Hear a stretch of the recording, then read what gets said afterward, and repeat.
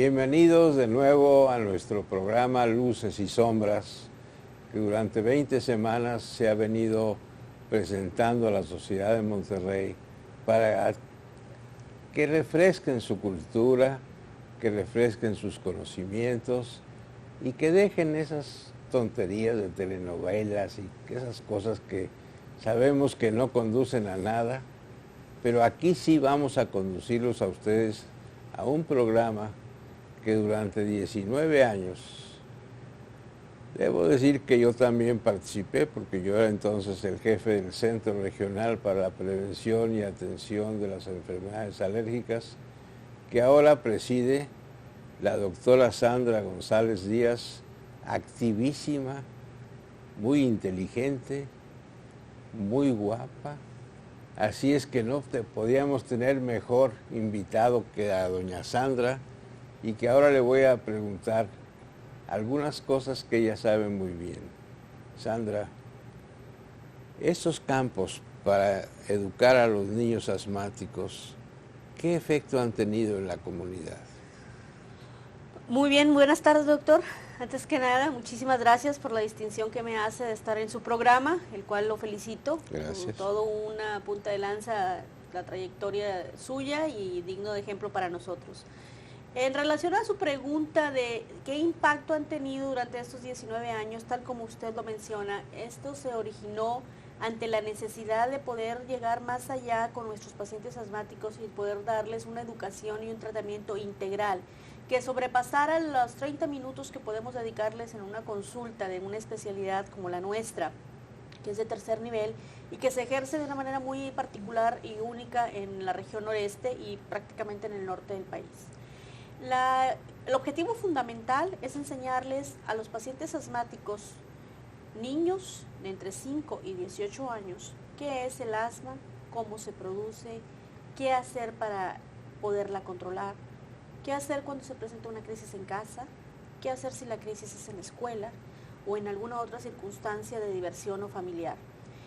Y tal pareciera que está implícito que en la consulta, al darle la información a los padres, el tratamiento está inmediatamente ejecutado y que la comprensión del niño va más allá de lo que uno pueda decir. Sin embargo, durante todo este tiempo, las enfermedades epidemiológicamente hablando, las enfermedades alérgicas han ido en aumento. Y en aras de trascender y llegar a tener un mejor control de esta enfermedad y disminuir las incidencias y las tasas de morbilidad, de mortalidad y sobre todo la epidemiología que en todo el mundo, háblese de Australia, Nueva Zelanda, países industrializados, es un panorama universal. Decidimos llegar más allá con este proyecto que, tal como usted lo menciona, justamente usted me autorizó hace 19 años a que llegáramos y trascendiéramos más allá de las fronteras de nuestro centro regional y pudimos en un esquema de 4 días, de 5 días, 4 noches, el poder integrar no nada más la información médica, sino también la participación de nuestros pacientes en las actividades deportivas, con una mini olimpiada en donde bajo la asesoría de todo un equipo multidisciplinario que formamos parte, junto con Medicina del Deporte, el doctor Oscar Salas Fraire nos ha asesorado todos estos 19 años, el tipo de deporte que debe de hacer un paciente asmático. Es muy común el mito de que un niño asmático no debe de correr o brincar o entrar a la alberca o ejercer ningún tipo de actividad que le cause agitación, entre comillas. En orden de poder romper ese paradigma, el segundo objetivo está orientado precisamente, además de la enseñanza educativa, a la integración física, deportiva de nuestros pacientes asmáticos. Sabemos que la relación es 2-1 hombre-mujer y a lo largo de estos años, iniciando con 35 niños hasta la actualidad que asisten un promedio de 110, 120 niños, con una proporción en efecto 2-1 hombre-mujer, hemos tenido resultados francamente asombrosos. Tan es así que han ocupado revisiones y modelo. De hecho, este programa está registrado dentro de la Universidad Autónoma de Nuevo León y ha sido de modelo para visitantes que han venido a observar, observadores de Holanda, de Inglaterra y de algunos otros países en donde no es posible llegar a esta integración multidisciplinaria, para lo cual se requieren no nada más médicos como nosotros, de nuestra especialidad, alergia y inmunología clínica, sino también médicos del deporte, pediatras, neumólogos, médicos generales, enfermeras orientadas a este tipo de disciplina, técnicos en ejercicios respiratorios o técnicos en inhaloterapia, igualmente dermatólogos, así como también el componente psicológico, emocional de estos niños, no nada más con psicólogos, sino con psiquiatras infantiles, en donde esta enfermedad, como todas las enfermedades crónicas, que se caracteriza principalmente por 3 síntomas: tos, disnea, o sea, dificultad para respirar, y sibilancias, o sea, el pillido clásico, se ejerce de tal forma que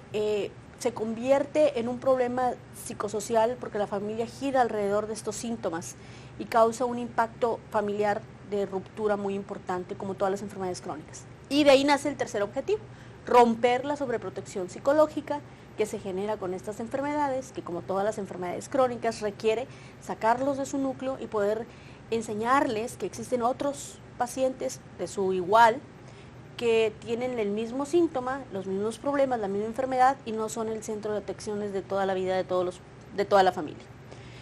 Los resultados se han visto reflejados en las principales revistas y journals en Estados Unidos y en Europa.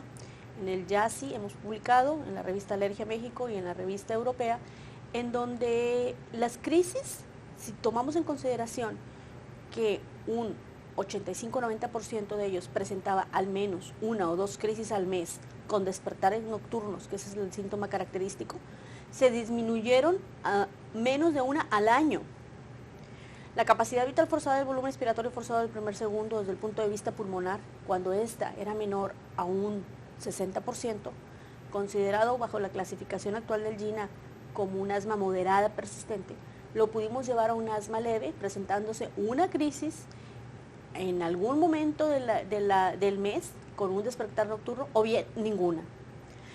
También hemos hecho estudios desde el punto de vista psicosociales y de la percepción de la sensación inminente de fatalidad o de muerte que tiene el niño asmático al no ser atendido en forma inmediata o al no tener la certidumbre de la prescripción del medicamento esté disponible en ese momento. Y se ha publicado también, entre otras cosas, como punta de lanza que hemos ido en el norte y en toda la República Mexicana, la comparación con otros centros, por ejemplo Puebla, por ejemplo México Distrito Federal, ya existen uno en el Instituto Nacional de Pediatría, otro en el Hospital Infantil y en el Instituto Nacional de Enfermedades Respiratorias, modelos a seguir en donde el programa es muy parecido sin llegar a campamentos. De ahí nace que en el año 2000, en la ciudad de Buenos Aires, Argentina, bajo la titularidad de UNASMA, que son las Fundaciones Ibero-Latinoamericanas de Asma, se generara esta necesidad de un encuentro deportivo que traspasara los límites no nada más de nuestra ciudad, sino de nuestro país. Y en el año 2000, en el mes de septiembre, entre el 15 y el 21, se llevó a cabo unas competencias deportivas en la ciudad de Buenos Aires, en donde compitieron 4 delegaciones de Buenos Aires, 4 delegaciones de Uruguay. De México participamos una delegación del Distrito Federal bajo la titularidad de la doctora Nelly Ramírez Chanona, la nuestra, del Centro Regional de Alergia e Inmunología del Hospital Universitario, y estuvimos muy contentos de haber participado porque también hubo observadores de Panamá y de Colombia.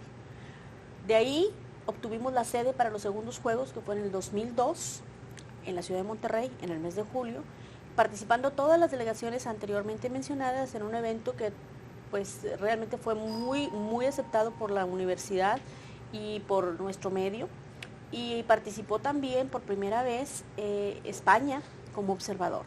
En el 2004 participamos en la ciudad de Montevideo, en Uruguay, en Punta del Este, y obtuvimos el segundo lugar. Y justamente el jueves de la semana pasada se celebraron los cuartos Juegos, en donde participamos en la ciudad de Los Ángeles, y ante la sorpresa nuestra esto ha ido acrecentándose el interés y captando la atención de las autoridades de salud, porque participó una delegación hispánica de Los Ángeles, así como también una delegación de China, una delegación de Egipto y la delegación de España. Y estamos muy satisfechos de nuestros resultados en nuestro programa porque se ha ido copiando este modelo, en donde la principal característica es la multidisciplinaridad de las especialidades. O sea, el asma, como usted sabe perfectamente y es un experto en ello, es una enfermedad crónica que requiere no nada más la prescripción de un tratamiento farmacológico. El origen es multifactorial, una parte es herencia, otra parte es ambiente. Por ende, el tratamiento también es integral, tratamiento farmacológico, los medicamentos que nos ayuden a disminuir o a ocasionar una broncodilatación, tratamiento para la inflamación, porque el sustrato básico esencial de esta enfermedad es la inflamación, el tratamiento no farmacológico, que quiere decir el control de medio ambiente, qué es lo que debe de haber dentro de una habitación de un paciente asmático, dentro de una casa, evitar alfombras, almohadas de plumas, de lana, de borra, de fibra sintética, o cualquier objeto o material que almacene polvo, así como en la cubierta de los colchones y de las almohadas. Evitar, por otro lado, también todos los objetos que sean en exceso. La tendencia es al mínimo número de muebles esenciales dentro de la habitación, así como también la inmunoterapia dada y que la prescripción sea hecha por un especialista certificado, colegiado y certificado en alergia e inmunología clínica en aquellos pacientes que lo requieren. No todos nuestros pacientes asmáticos, asma es igual a vacunas. Y por último, si existiese algún tratamiento en relación a la dieta de eliminación, si el paciente bajo las pruebas cutáneas detectamos algún tipo de alimento que esté originando esas reacciones, el tener la precaución de hacer una dieta de eliminación por un promedio de 6 a 8 semanas. Con ello, podemos nosotros identificar que además de que el origen es multifactorial, el tratamiento debe ser integral. Medicamentos, control de medio ambiente, vacunas si la requiere o no, dicho por un especialista, y una dieta de eliminación. La Organización Mundial de la Salud y el Instituto Nacional de Corazón y Pulmón han hecho desde la época de los 90 una llamada de alerta a toda la comunidad médica del mundo a tratar de ponerle atención a esta enfermedad, porque pues los índices han aumentado tremendamente, tal como lo mencioné anteriormente. Y gracias a estos proyectos y estos programas que en nuestra área lo hemos podido tener habilitados por 19 años consecutivos, en donde se da información a los médicos, el primer día, médicos de contacto de primer nivel, llámese pediatras, llámese médicos generales, personal allegado a la salud, enfermeras. El segundo día se dirige a los padres de familia, bajo el concepto actual de nuestras familias, sociológicamente hablando.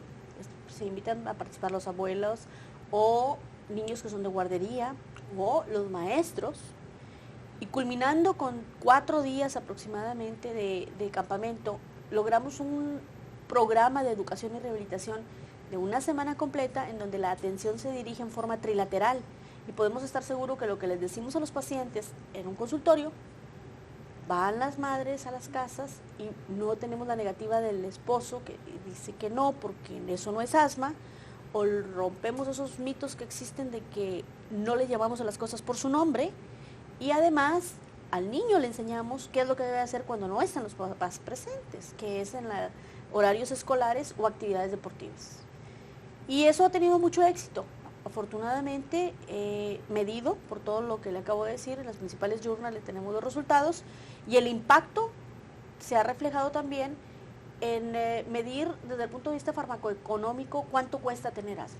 Por ejemplo, en el año 2000 el Instituto Mexicano del Seguro Social publicó en la Gaceta Médica que una persona que tiene asma se gasta un promedio de 6,000 pesos al año en medicamentos, bajo un cuadro básico de un sistema de salud que ocupa el 60% de nuestro país.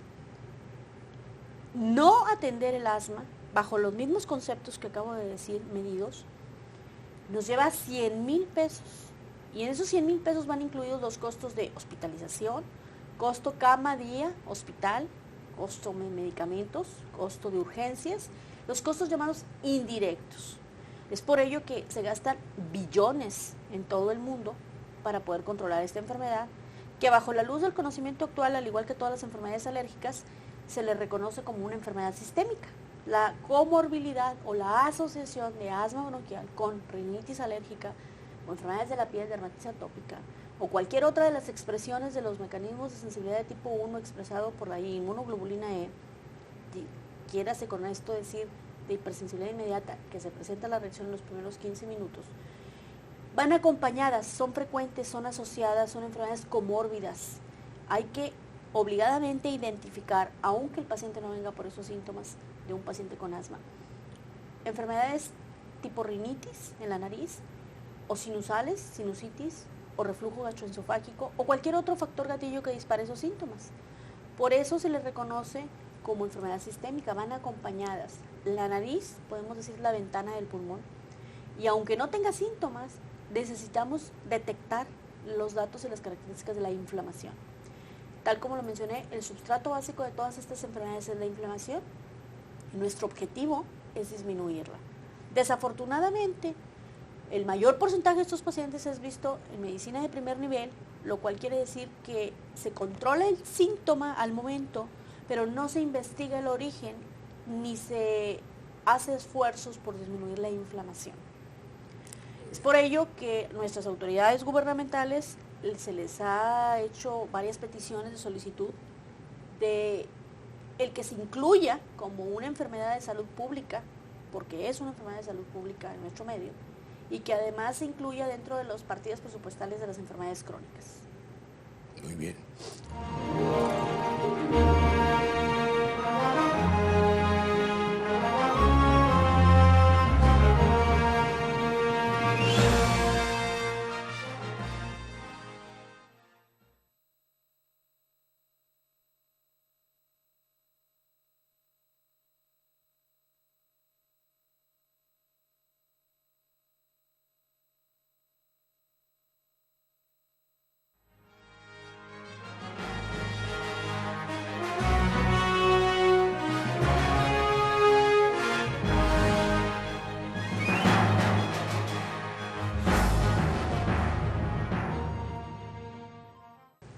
Gracias, Sandra, por esta magnífica explicación para el público en general, que desgraciadamente no tiene la información que debiera sobre estas enfermedades.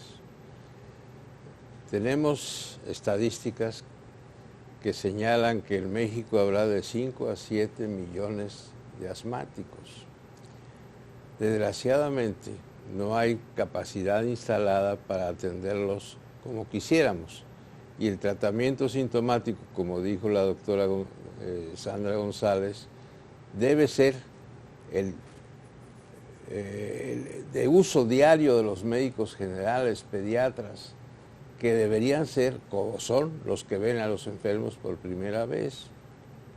Nosotros, yo hablo porque yo soy alergólogo, hemos tratado de crear un ambiente favorable para que los pacientes asmáticos no sientan que son, primero, incurables, porque son controlables. Así es. Segundo, que no tienen ninguna incapacidad que les impida practicar deportes, nadar, correr, jugar. El asma, es decir, es un padecimiento que preferentemente empieza en la noche, porque hay una serie de razones fisiológicas que no vamos a mencionar, pero es un padecimiento ambulatorio, estarás de acuerdo conmigo, Sandra. Totalmente. No es hospitalizable, es un padecimiento ambulatorio, pero los médicos no entienden. Si la crisis de asma no cede en las primeras 6 horas, hay que buscar si hay alguna complicación, pero en 6 horas puede resolverse. ¿Cómo lo recomendarías tú, Sandra, el tratamiento sintomático? Bueno, la primera línea de control son los beta-2 agonistas, o sea, aquellos medicamentos de acción corta que en forma inmediata nos abren el bronquio. Una de las funciones principales es el bronquio se inflama, se taponea su luz con moco y el paciente no puede respirar, no jala aire. Y esa sensación de ahogo es una sensación muy, muy angustiante. Entonces, con este medicamento es abrir el bronquio con un beta-2 agonista de acción corta, hay varios nombres comerciales, y lo que nos va a ayudar a disminuir la inflamación dentro del bronquio, de la luz de ese bronquio, es precisamente el corticosteroide inhalado. La asociación de estos dos depende la dosis del número de veces que el paciente se despierte en la noche, tal como decía, y la correlación de estos con las pruebas de función pulmonar que son evaluadas por su especialista. Entonces el tratamiento va enfocado, en primer lugar, al tratamiento farmacológico, abrir el bronquio, quitar la inflamación. Segundo lugar, ver qué factores gatillo o multifactoriales son los que originaron que se dispararan esos síntomas. Llámese cambios bruscos de temperatura, aerosoles, insecticidas, detergentes, tabaco, áreas contaminadas. ¿Qué factores dentro de casa, los alergenos intramuros, eso es precisamente lo que voy a hablar, nos quejamos a veces mucho de la contaminación y escuchamos durante muchos años que la contaminación, está muy estudiado el efecto de la contaminación en los pacientes asmáticos, pero lo que no minimizamos mucho es la contaminación que tenemos dentro de casa. Si un individuo normal de 24 horas, 8 está dormido, 8 está en la escuela, y las 8 restantes dentro de casa, tenemos que 2/3 partes está dentro de la casa. Y llevamos a la casa productos, por ejemplo, insecticidas, órganos fosforados de 70, 80, 90 horas, con mayor potencia es lo que quiero decir. Animales domésticos, no nada más ya nos quedamos ahora en esta modernidad de este siglo con el perro y el gato y la caspa del perro y el gato, sino que es muy frecuente que no preguntamos por otros animales y tenemos ahora la moda de los animales exóticos. Y es muy frecuente ver entre nuestros niños que tienen no nada más conejos, que eso ya pasa en segundo término, cuyos, tarántulas, sapos, iguanas, salamandras, víboras, toda clase de insectos extraños, algunos impronunciables, que las deyecciones pueden ocasionar también que disparen los síntomas, sino dejar de lado el clásico y consabido hámster. Existen todos estos factores dentro de casa que pueden originar que se disparen estos síntomas. Esto es tan importante como el medicamento que acabo de explicar, o sea, el control dentro de la casa. El típico perro chihuahueño, que existe un mito siempre al respecto, no hay otro perro más pequeño que el chihuahueño, pero el problema no es el pelo, es la caspa. Hay que entender que esto es en micras, no lo detecta el ojo humano, lo inhala, y aquellos pacientes que son susceptibles antigénicamente hablando van a tener los síntomas. Entonces, la eliminación del control de todo este tipo de factores gatillo que lo disparan es sumamente importante, tan importante como el tratamiento farmacológico, y es una recomendación muy importante. A veces llevamos a la mesa familiar productos procesados para poder adecuarnos al tipo de vida rápida que tenemos, en donde tienen saborizantes artificiales, eucolorantes, metasulfitos, tartracinas, parabenos, metilparabenos, que también en ciertos pacientes susceptibles ocasionan síntomas. Ya no nada más es el clásico de los vinos tintos o el de la comida china con el monoglutamato de sodio, sino todos los alimentos con ese color tan fuerte que les damos a los niños, bebidas artificiales, gelatinas verdes, amarillas, rojas, pastillas, y ahora depende de la época, si es, no sé, si es el día de San Valentín, todo es en rojo y blanco, si es en Halloween, todos los colorantes son naranja y negro, y en ciertos pacientes susceptibles eso ocasiona síntomas.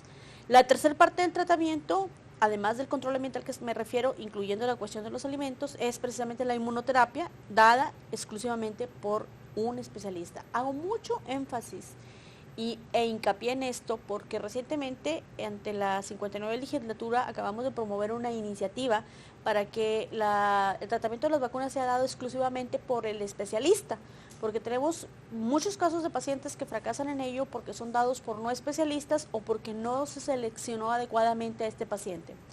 Y para finalizar, pues es la dieta de eliminación como último factor, no por ello el menos importante, necesario para poder tener un control absoluto. Si realmente en estos 4 factores podemos lograr el 100% de éxito, en la medida en que no tengamos el suficiente esfuerzo con cada uno de ellos o que le fallemos, le vamos a fallar ese 100%. Gracias, Sandra. Muchas gracias, doctor. Ha sido muy interesante tu participación en mi programa Luces y Sombras.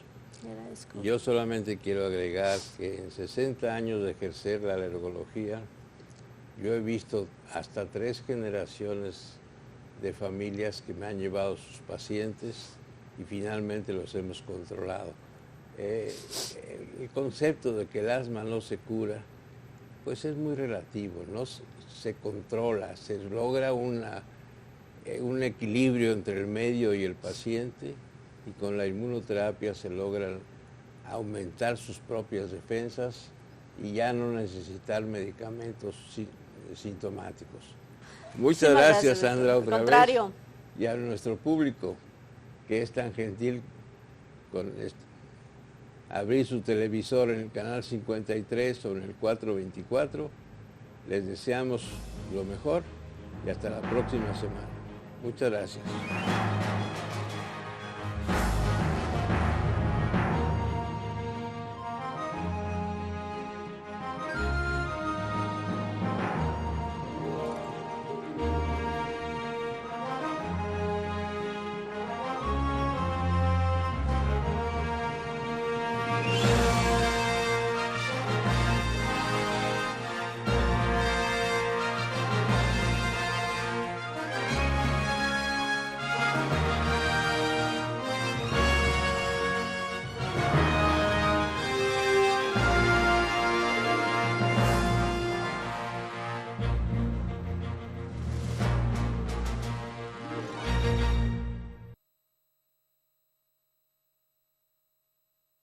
No sé si es el día de San Valentín, todo es en rojo y blanco, si es en Halloween, todos los colorantes son naranja y negro, y en ciertos pacientes susceptibles eso ocasiona síntomas.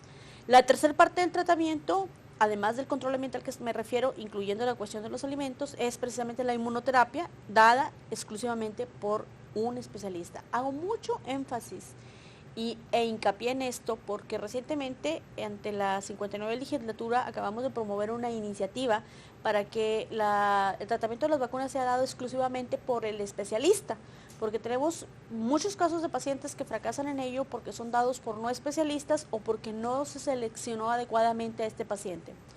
Y para finalizar, pues es la dieta de eliminación como último factor, no por ello el menos importante, necesario para poder tener un control absoluto. Si realmente en estos 4 factores podemos lograr el 100% de éxito, en la medida en que no tengamos el suficiente esfuerzo con cada uno de ellos o que le fallemos, le vamos a fallar ese 100%.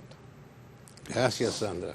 Muchas gracias, doctor. Ha sido muy interesante tu participación en mi programa Luces y Sombras. Yo solamente quiero agregar que en 60 años de ejercer la alergología, yo he visto hasta 3 generaciones de familias que me han llevado sus pacientes y finalmente los hemos controlado. El concepto de que el asma no se cura, pues es muy relativo, no se controla, se logra un equilibrio entre el medio y el paciente, y con la inmunoterapia se logran aumentar sus propias defensas y ya no necesitar medicamentos sintomáticos. Muchas gracias, Sandra, otra vez. Y a nuestro público, que es tan gentil con abrir su televisor en el canal 53 o en el 424, les deseamos lo mejor y hasta la próxima semana. Muchas gracias.